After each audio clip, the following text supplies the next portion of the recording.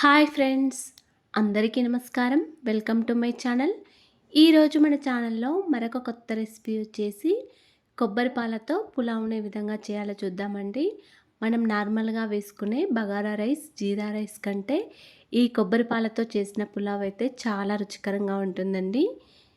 ఇంట్లో ఎప్పుడైనా పచ్చి కొబ్బరైనా ఉంటే ఈ విధంగా కొబ్బరి పాలతో పులావ్ని చేసి చూడండి. చాలా రుచికరంగా ఉంటుంది. ఈ పులావ్‌లోకి ఏ కర్రీస్ అయినా చాలా బావుంటాయండి. ముఖ్యంగా నాన్ వెజ్ కర్రీ అయితే చాలా రుచికరంగా ఉంటుంది. మరి నోరూరించే ఈ కొబ్బరి పాలతో చేసిన పులావ్‌ని ఇప్పుడు ఏ విధంగా చేయాలో చూసేద్దాం. ఈ పులావ్‌ని చేయడానికి ముందుగా ఒక గిన్నెను తీసుకొని, ఒక గ్లాసున్నర వరకు బియ్యాన్ని తీసుకున్నాను. మీరు కావాలనుకుంటే బాస్మతి రైస్ అయినా తీసుకోవచ్చండి. ఇక్కడ నేను నార్మల్ రైసే తీసుకున్నాను. ఈ బియ్యం వచ్చేసి ఒక 300 గ్రామ్స్ వరకు ఉంటాయి. ఈ బియ్యాన్ని ఒక 2, 3 సార్లు వాటర్‌తో కడిగిన తర్వాత ఇలా మళ్ళా సరిపడా వాటర్ వేసుకొని ఒక పావుగంట వరకు నానబెట్టుకొని ఉంచుకోవాలి. ఇక్కడ కొబ్బరి అయితే ఒక సగం వరకు తీసుకున్నానండి. ఈ సగం కొబ్బరిని ఇలా ముక్కలు చేసుకొని తీసుకొని పెట్టుకున్నాను. ఈ కొబ్బరి ముక్కలను మిక్సీ జార్‌లో వేసుకొని ఒక 2, 3 సార్లు వాటర్‌తో కడుక్కొని పెట్టుకోవాలండి. పైన ఏమైనా డస్ట్ అనేది ఉంటే పోతుంది.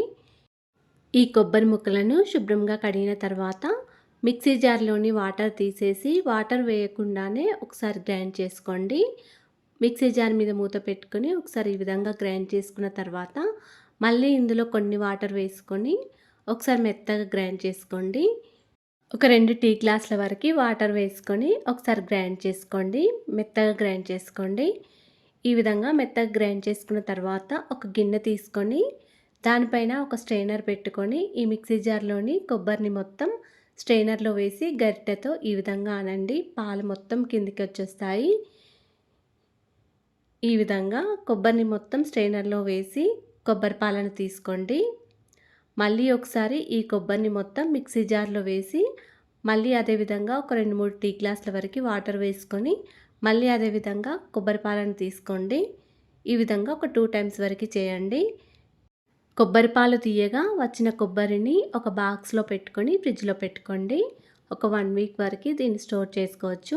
మనం కర్రీస్లోనైనా లేకపోతే కొబ్బరి లడ్డూలైనా చేసుకోవచ్చండి ఈ కొబ్బరితో. నాన్ వెజ్ కర్రీలోకి అయితే చాలా రుచికరంగా ఉంటుంది. అలాగే కొబ్బరి లడ్డూలు కూడా చేసుకోవచ్చు. ఈ కొబ్బరిని మొత్తం ఈ విధంగా పాలు తీయగా వచ్చిన పాలు ఒక 2 గ్లాసుల వరకు అయినాయండి ఇవి.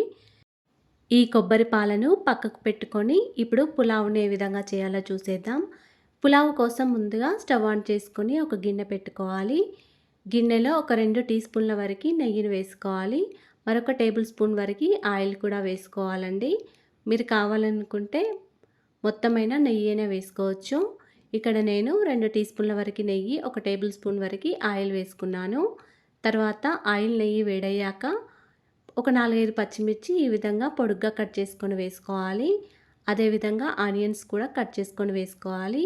ఆనియన్స్, పచ్చిమిర్చి వేసిన తర్వాత ఒకసారి బాగా కలుపుకొని కొంచెం పుదీనా వేసుకొని ఒకసారి మూత పెట్టుకోవాలి. ఆనియన్స్, పచ్చిమిర్చి, పుదీనా అనేది కొంచెం ఫ్రై అవ్వాలండి. కొద్దిగా ఫ్రై అయిన తర్వాత మనం మసాలాలు వేసుకోవాలి. 2 వరకు దాల్చిన చెక్క ముక్కలు, కొద్దిగా షాజీరా, 4, 5 లవంగాలు, 3 వరకు యాలకులు, ఒక 2 అనాస ముగ్గలు, 2 మరాఠీ మొగ్గలు, కొంచెం కసూరి మేతి వేసుకొని ఒకసారి కలుపుకోవాలి. అలాగే ఒక 2 వరకు బిర్యానీ ఆకులు, కొంచెం మరాఠీ పువ్వు కూడా వేసుకొని మళ్ళీ ఒకసారి కలుపుకోవాలి. మసాలా దినుసులన్నీ ఆయిల్లో ఫ్రై అయిన తర్వాత దీనిలో ఒక టీ స్పూన్ వరకు అల్లం వెల్లుల్లి పేస్ట్ వేసుకోవాలి. ఈ విధంగా అల్లం వెల్లుల్లి పేస్ట్ వేసిన తర్వాత మళ్ళీ ఒకసారి బాగా కలుపుకోవాలి. కొద్దిగా అల్లం అనేది పచ్చివాసన పోయే వరకు ఈ విధంగా కలుపుకోవాలి. తర్వాత మనం నానబెట్టుకొని ఉంచుకున్న రైస్ని మొత్తం గిన్నెలో వేసుకోవాలండి. ఈ విధంగా బియ్యాన్ని మొత్తం వేసిన తర్వాత ఒకసారి బాగా కలుపుకోవాలి. ఈ విధంగా ఒక 2 మినిట్స్ వరకు స్టవ్ని సిమ్లో పెట్టుకొని కలుపుకుంటూ ఉండాలండి. అప్పుడే పులావ్ అనేది చాలా రుచికరంగా ఉంటుంది. ఆయిల్లో, నెయ్యిలో ఇది కొద్దిగా రైస్ అనేది కొద్దిగా ఫ్రై అయితే చాలా రుచికరంగా ఉంటుంది. ఇప్పుడు ఒక 2 మినిట్స్ తర్వాత మనం తీసుకున్న కొబ్బరి పాలను ఒక 2 గ్లాసుల వరకు కొబ్బరి పాలు వేసుకున్నాను. ఒక గ్లాస్ వరకు వాటర్ వేసుకున్నాను.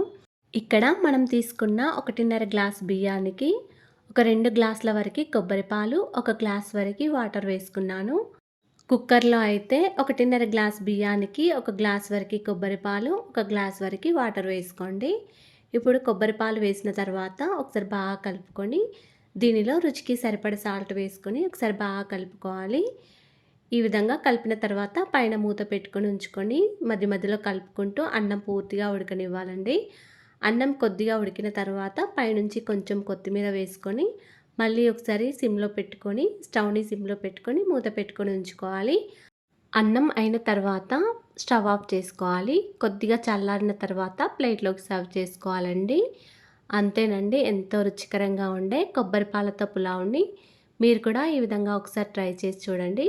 అలాగే ట్రై చేసిన తర్వాత మీకెలా వచ్చిందో నాకు కామెంట్ బాక్స్‌లో తెలియజేయండి ఫ్రెండ్స్. అలాగే ఫ్రెండ్స్, ఇంతవరకు మా ఛానల్‌ని సబ్స్క్రైబ్ చేసుకోకపోతే సబ్స్క్రైబ్ చేసుకోండి ఫ్రెండ్స్. ఈ కొబ్బరి పాలతో చేసిన పులావ్ అయితే ఏ కూరతో అయినా చాలా రుచికరంగా ఉంటుందండి. మీరు కూడా ఇలా ఒకసారి ట్రై చేసి చూడండి. ఈ వీడియో కనుక నచ్చినట్లయితే ఒక లైక్ చేయండి అండ్ షేర్ చేయండి. మా ఛానల్‌ని సబ్స్క్రైబ్ చేసుకోండి ఫ్రెండ్స్. Thanks for watching. ధన్యవాదములు.